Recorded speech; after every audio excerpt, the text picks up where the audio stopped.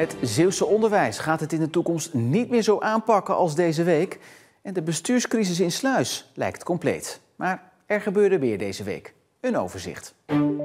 Volgens de ouderenzorgorganisaties kan het niet anders. Mantelzorgers moeten meer en vaker hun ouders en naasten helpen en verzorgen. Door steeds meer ouderen en steeds minder zorgpersoneel is het volgens 2 Zeeuwse zorginstellingen de enige oplossing. Hey Nel, hoi. Hey, daar ben ik weer. Wim van Bellen, 80 jaar, is op bezoek bij zijn vrouw Nel van 81. Nel heeft dementie en woont in zorginstelling De Binnenhaven in Nieuwe Sint-Joosland. Ze houdt van dansen met haar lief. Wim is haar alles, maar ook haar mantelzorger. Hij zoekt haar elke dag op en onderneemt veel met haar. Als het mooi weer is, ga ik met haar naar buiten. In de rolstoel. Nou, vaak wat ik net met een balletje gooien en zo en dergelijke. En rondjes lopen om maar fysiek haar op gang te houden. Wat Wim doet, wordt steeds belangrijker. Mantelzorgers zullen vaker hun ouders en naasten moeten gaan helpen bij de verzorging. Alevo en Zorgstroom vragen dat al officieel. De verwachting is dat er meer zorginstellingen gaan volgen. Het kan niet anders. Je ziet ook echt door de vergrijzing, de krapte op de arbeidsmarkt, dat die rol van die mantelzorger belangrijk is, maar ook wordt, doordat er eigenlijk vaker een beroep op gedaan zal worden. En juist de dingen laten doen die van waarde zijn voor de mantelzorger en de cliënt, de bewoner, dat willen we graag bereiken. Wim zegt dat het niet altijd makkelijk is, maar dat het wel mooi en heel waardevol is. Als je de tijd hebt, besteed aandacht aan je naaste die opgenomen is. Ja. Wat je ook doet, gaat er alleen maar naast zitten, leg een arm over de schouder, doe een praatje, geef niet wat, doe een spelletje of weet ik veel wat, 's avonds. Doe me terug. Nou, het lijkt wel een feestje, joh. Mantelzorgers worden dus steeds belangrijker voor de zorg. Maar om te voorkomen dat mantelzorgers ook omvallen of het niet meer aankunnen, hebben sommige zorginstellingen mantelzorgconsulenten in dienst die mantelzorgers dan weer ondersteunen en helpen voorkomen dat ze uitvallen. Scholen in Zeeland gaan niet meer afwijken van de landelijke adviesdata voor vakanties. In Zeeland was het afgelopen week geen herfstvakantie, maar komende week. En dat zorgde voor onrust en lege stoelen in de klas. Ja, de indeling van de herfstvakantie dit jaar is niet helemaal gegaan zoals we met z'n allen achteraf gezien gewild hebben. En het idee was nog wel zo sympathiek. Bij ons was de gedachte, we willen een gelijke periode tussen de zomer en herfst en kerstvakantie. Dan kwamen we op 2 keer 8 weken uit. Alle onderwijsinstanties in Zeeland hadden daar een handtekening onder gezet. En ook de provincie was akkoord met de afwijking. Alles in orde, ja, tot je op een gegeven moment mensen naar de landelijke sites gaan kijken en daar zien dat de herfstvakantie in een andere week viel. Dus niet goed op de websites van de school hadden gekeken, maar op de landelijke website en daar zagen van de herfstvakantie valt in deze week. Dus je boekt een vakantie. Ja, en dat is wel lastig natuurlijk. En dus zijn er scholieren die deze week niet op school zijn, maar op vakantie. Maar de scholen gaan daar coulant mee om. Wij zeggen tegen onze directeur, bekijk het goed en ga dat dan dit jaar flexibel mee om. U zegt nooit meer. Nou ja, ik kan me voorstellen als ouder als je kijkt op de landelijke site en je denkt dat het deze week herfstvakantie is en je hoort dat je kind eigenlijk naar school moet. Dat is vervelend en ja, dat willen we in het vervolg niet meer hebben. Met de voorjaarsvakantie blijven de Zeeuwse scholen wel afwijken, zodat het samenvalt met carnaval. Ruim 30 Zeeuwse buschauffeurs hebben een petitie opgesteld tegen het vervoersplan van de provincie. Ze zijn bang voor hun baan als er vanaf 2025 minder bussen rijden. Ook zien ze niets in de inzet van flextaxis en deelauto's, zoals de provincie wil.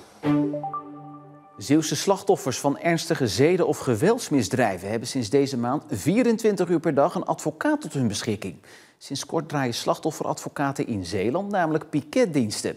De maatregel is één van de stappen die de positie van slachtoffers in het strafrecht moet versterken. Dat de verdachte centraal staat in de strafzaak. En dat is voor een slachtoffer heel lastig te verkroppen, zeker bij een ernstig misdrijf, zoals bijvoorbeeld een zedenmisdrijf. Want dan lijkt het wel alsof alles draait om de verdachte en oh ja, we hebben een slachtoffer. Maar voor hem, maar meestal haar, maar meestal zijn het vrouwen die slachtoffer zijn, is de impact vaak lang tot soms levenslang afhankelijk van de ernst van het misdrijf. En daarom heeft de overheid de rechten van slachtoffers afgelopen jaren flink uitgebreid. Dat blijkt bijvoorbeeld uit het spreekrecht. Tot 1 januari 2016 had de slachtoffer wel spreekrecht, maar mocht hij eigenlijk alleen maar iets zeggen over de impact van het strafbare feit. En na 1 januari 2016 is dat uitgebreid. Mag het slachtoffer ook iets vertellen over de verdachte, over het bewijs, over de bewezen verklaring. En zo is dat eigenlijk de afgelopen jaren steeds verder uitgebreid. En het ziet ernaar uit dat er ook in deze dagen wordt ingevoerd dat als een slachtoffer gebruik maakt van het spreekrecht, dat de verdachte dan verplicht aanwezig moet zijn. Een voorbeeld van een zaak waarbij een slachtofferverklaring veel indruk maakte is die van de Zeeuws-Vlaamse zedenzaak. Een vrouw uit Terneuzen werkte jarenlang actief mee aan het seksueel misbruik van haar 2 dochters door haar partner.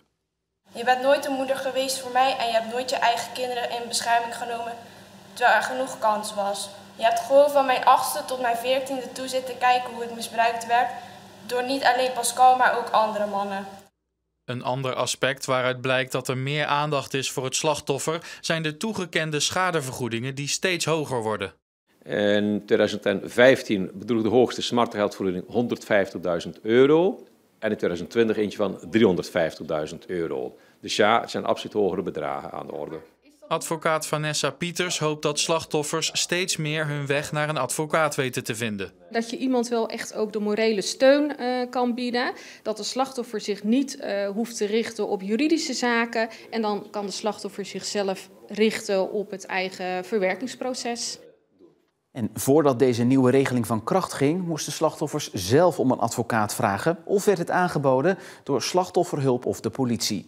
Het verschil met nu is dat het automatisch gebeurt en dat de advocaat dag en nacht beschikbaar is. Voor de slachtoffers van ernstige zeden- en geweldsincidenten is de bijstand gratis. Toeristisch Zeeland heeft een recordzomer beleefd. Nog nooit kwamen er zoveel toeristen naar de provincie. Uit cijfers over juni, juli en augustus blijkt dat we voor het eerst de grens van de 6 miljoen overnachtingen hebben overschreden. Camping Duinerand in Oostkapelle. Eigenaren Marty en Jos hebben deze week weer wat plaatsjes vrij. En dat is voor het eerst in hele lange tijd. We hebben een heel goed seizoen gedraaid. Veel aanvragen, veel gasten die hier al jaren terugkomen. En het lijkt of het ieder jaar beter wordt. Niet alleen bleven de Nederlanders en Belgen langer in Zeeland, er kwamen ook nog meer Duitsers. Volgens het kenniscentrum Kusttoerisme komt dat zeker niet alleen door die Friese lucht. Je ziet zeker ook in Duitsland dat het aantal vakanties nog steeds toeneemt. Meer inwoners, maar ook meer vakanties per persoon. Ja, en Zeeland is een geliefde bestemming in Duitsland. Het aantal overnachtingen is vooral op campings toegenomen. Dit komt omdat veel vakantiegangers tijdens corona een caravan of camper hebben gekocht. Het is dus dringen om een plekje te krijgen langs de Zeeuwse kust. Zeker december, januari je aanvraag indienen en dan plannen wij het in. En dan zitten we eigenlijk bijna het hele jaar vol.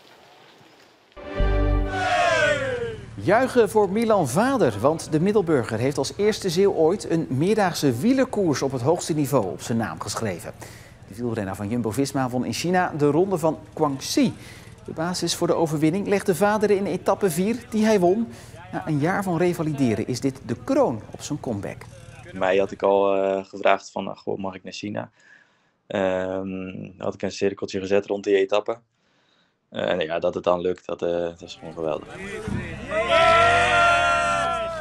En voor Vader en zijn teamgenoten zit het seizoen na deze Chinese wedstrijd erop. En dus kunnen ze met een goed gevoel de winterstop ingaan. In navolging van andere rivieren en meren moeten de Ooster- en Westerschelde rechten krijgen. En dankzij het Goese raadslid André Alting wordt dit nu opgenomen in het landelijke verkiezingsprogramma van GroenLinks PvdA. De rechtsstatus moet het makkelijker maken om bedrijven en mensen voor de rechter te slepen als zij het voortbestaan van de twee Schelders bedreigen. Denk daarbij aan de PFAS-vervuiling in de Westerschelde en de bedreiging van staalslakken in de Oosterschelde. We zien gewoon aan alle kanten dat de natuur, niet alleen hier en in Zeeland, maar ook op andere plekken in de wereld echt zo onder druk staat. En daar maak ik me zorgen om. Al eeuwenlang gebruikt of misbruikt de mensheid de natuur zonder rekening te houden met die natuur zelf. Waarom zouden we? De natuur is immers van ons en heeft geen recht om in een rechtszaal voor zichzelf te spreken. Daar zou volgens steeds meer mensen verandering in moeten komen. Dus we hebben ontzettend veel milieuwetgeving, maar we hebben geen rechten voor. Dus net zoals we zeggen dat mensen fundamentele rechten hebben, bijvoorbeeld het recht op onderwijs of het recht op leven, zeggen wij ja, de natuur die heeft ook een bestaansrecht en dat moeten we vastleggen. In Zeeland is raadslid André Alting hier al een tijdje mee bezig. Hij vindt bijvoorbeeld dat de Ooster- en Westerschelde een rechtspersoon zouden moeten worden. Daar zijn verschillende mogelijkheden voor. Als eerste is het belangrijk dat we die rechten gaan verankeren in de grondwet. Dat is het begin. En daarbij zou je kunnen gaan kijken naar wat er eigenlijk al is in de wereld. Er zijn 400 initiatieven. En een aantal van die initiatieven zijn succesvol geweest. Het dichtstbijzijnde initiatief is in Spanje, waar vorig jaar deze binnenzee, die ernstig vervuild was, door de regering tot rechtspersoon benoemd werd. Daar hebben zij een soort constructie gemaakt waarbij burgers, afgevaardigden van gemeenten en wetenschappers gezamenlijk die stem van het natuurgebied vertegenwoordigen. En met name wetenschappers kunnen ons natuurlijk vertellen wat de ecologische staat is en hoe je bijvoorbeeld een recht op herstel moet invullen door bijvoorbeeld bepaalde herstelmaatregelen van vervuilde natuurgebieden te nemen. André Alting wil verder kijken dan de Schelders en dringt er bij de landelijke politiek op aan om meerdere stukken van de natuur als rechtspersoon mee te nemen naar de verkiezingen. Dan komt het in het verkiezingsprogramma van de Partij van de Arbeid GroenLinks. En dan wordt het dus gewoon echt toegevoegd aan het programma wat we al hebben. Ja, en krijgen we dus wellicht, eventueel in de toekomst, de rechten voor de natuur verankerd in de grondwet. Het is er in Sluis niet makkelijker op geworden. Een week nadat VVD-wethouder Van Beek werd weggestuurd door de gemeenteraad, heeft de VVD zich teruggetrokken uit de coalitie. En een nieuwe lijkt niet zomaar gevormd. Mede vanwege de interne problemen bij coalitiepartij Sluis Lokaal. Begin deze maand begon het te rommelen in het gemeentebestuur toen de wethouders van Sluis Lokaal en PvdA het vertrouwen in hun collega-wethouder Marlou van Beek op hebben gezegd. Ze overleefde de motie van wantrouwen niet en moest ruim een week geleden haar biezen pakken. De hoop was dat de politieke rust terug zou keren. Toch bleek het slechts de aanjager van een grotere bestuurlijke crisis. Gisteravond stapte de VVD uit de coalitie in Sluis. De situatie zou onhoudbaar zijn. Coalitiepartner PvdA was verrast door de stap van de VVD, omdat er vorige weekend nog goede gesprekken waren gevoerd volgens de partij. Dat de VVD alsnog uit de coalitie stapt, kwam door gesprekken met de eigen partijleden. En dat betekent dat er gezocht moet worden naar een nieuwe coalitiepartner. En dan wordt er met een schuin oog naar het CDA gekeken. Maar die staan nog niet direct te springen om de plek van de VVD over te nemen. Legt verslaggever Simone Gideonse uit. Het CDA zelf is een beetje afwachtend. Want zij zeggen, jullie hebben 1,5 jaar geleden voor elkaar gekozen. Dus jullie moeten dit nu ook samen oplossen en jullie eigen verantwoordelijkheid nemen. Ja, of ze zijn hun prijs aan het verhogen om later alsnog in die coalitie te stappen natuurlijk. Ja, dat zou je natuurlijk ook kunnen denken. Want zo kunnen ze straks wel wat eisen stellen en misschien ook dat beleid wat meer hun richting opduwen. Dus ze zeggen nog geen ja, maar ja, het echte antwoord weet natuurlijk alleen het CDA. Maar met de nieuwe coalitiepartij is de politieke crisis nog niet opgelost in Sluis. Omdat het ook rommelt binnen de andere coalitiepartij, Sluis Lokaal. De partij Sluis Lokaal heeft binnen de partij frictie. Zij waren het binnen de partij oneens over die motie tegen Van Beek.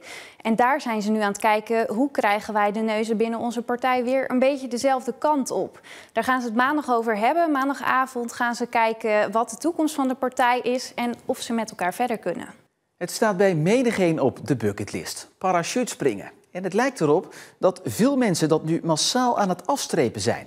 Want bij Vliegveld Midden-Zeeland zien ze sinds corona een verviervoudiging van het aantal sprongen.